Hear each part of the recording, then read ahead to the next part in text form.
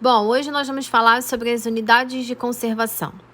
Elas são áreas naturais passíveis de proteção por suas características especiais. Todos nós sabemos que toda a nossa vegetação, todos nós sabemos que toda a superfície terrestre nos dá o recurso de termos uma grande quantidade de recursos naturais, de recursos minerais que podem ser explorados.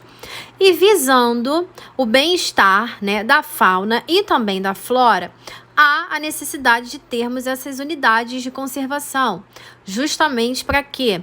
Para que elas possam minimizar os danos causados, devido a essa grande quantidade aí de destruição, devido à grande quantidade de utilização até mesmo do nosso dia a dia, que nós temos em utilizar uma grande parte desses recursos da natureza que não são repostos com a mesma facilidade. E alguns deles podem até não serem, depois de um tempo de tanto serem explorados, alguns de repente podem não ser repostos como às vezes nós costumamos achar. Essas unidades de conservação, elas são extremamente importantes porque elas fazem, elas têm como finalidade preservar todos os biomas que nós temos aqui no nosso país, e não só aqui no país, mas no mundo todo.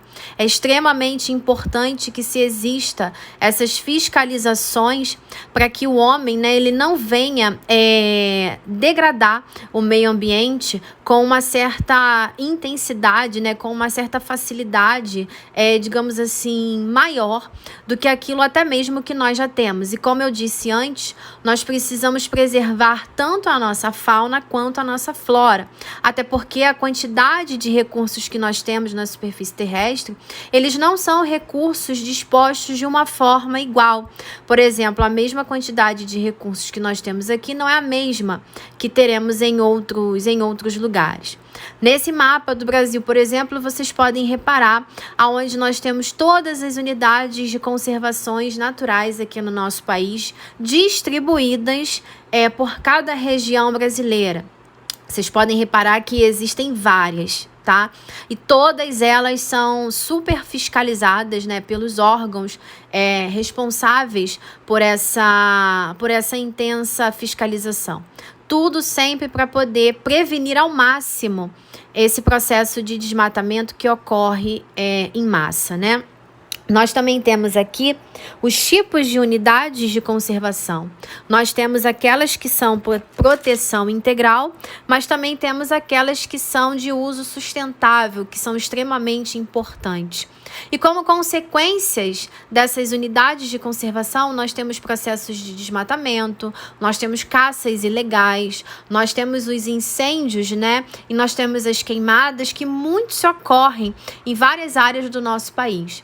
E visando minimizar toda essa catástrofe, todos esses problemas, hoje nós temos o novo Código Florestal, que é aquele responsável por fazer a regularização dessas áreas nativas, por preservar ainda mais esses biomas, essas vegetações, esses recursos que são extremamente impactados com a ação do homem no nosso dia a dia.